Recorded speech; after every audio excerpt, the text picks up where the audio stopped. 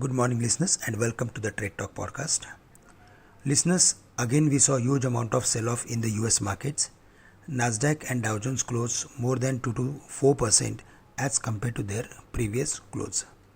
Again, if we go through with major key factors which are affecting to the emerging markets, then there we saw some relief. Crude, which was around $112, is currently quoting at 103, 104.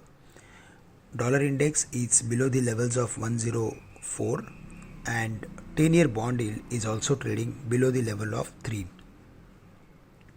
Finally, if we go through with FI's activity on the cash segment, in there they sold more than 3,000 crores, but domestic institutions bought almost equal amount of shares in the equity market. Now, if we go through with FI's activity on the FNO side, then there they are increasing their short positions on index futures and they are also adding put options. But yesterday we saw some buying on the call options. So there we feel that today if we see any major breakdown in the first half, then short covering is more likely. Market is breaking all important levels, and after breaking those levels, it is finding difficult for the market to cross the same. In the past, in the previous week, the market broken the level of 16,800. Later on, it failed to cross the same. In the current week, on Monday, we saw dismissal of 16,400, and when the market recovered from lower levels, it found a lot of difficulties to survive above the level of 16,400, which clearly indicates that selling is there in the market and sellers are becoming more and more stronger and aggressive.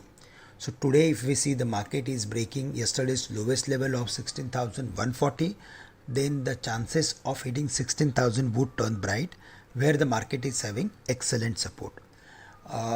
Short-term structure of the market is completely oversold, and if we see the market is falling to the levels of 16,000 or 15,970, then there we should be a buyer. The strategy, as we mentioned, we should be buyer, but for that we should keep a final stop loss around 15,900 levels. On the higher side, again 16,400 would act as major resistance. For the bank Nifty, there also we have same view, and unless and until we are seeing any major activity in the broader market, we are not going to see any substantial activity on the other indices.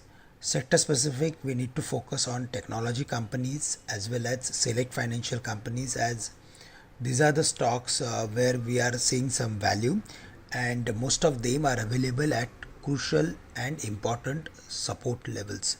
Nifty IT index is consistently falling, but it is very close to its long-term support area of 30,000 or 29,000 based on its chart.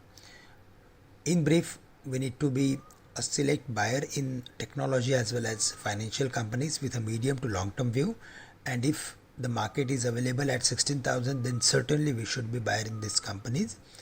Apart from that, for the day, we also need to focus on few auto companies as crude corrected from the highs. Friends, that's all from my side for the day. With this, I'm ending today's morning podcast. Thank you for listening us and have a great day to all of you.